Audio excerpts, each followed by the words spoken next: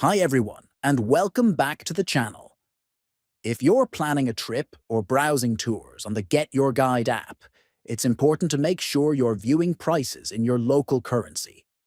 In this video, I'll walk you through the simple steps to change the currency in your Get Your Guide app. First, open the Get Your Guide app on your phone. Next, look at the bottom of your screen and tap on the profile icon. Then, from the menu that appears, tap on the option labeled Currency. This will bring up a full list of available currencies supported by the app. Finally, select the currency you prefer from the list.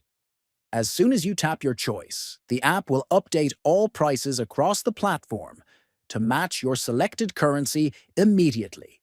No need to restart the app or log in again. And that's it. Now you're ready to browse and book your tours and activities with accurate pricing in the currency that suits you best. Thanks for watching.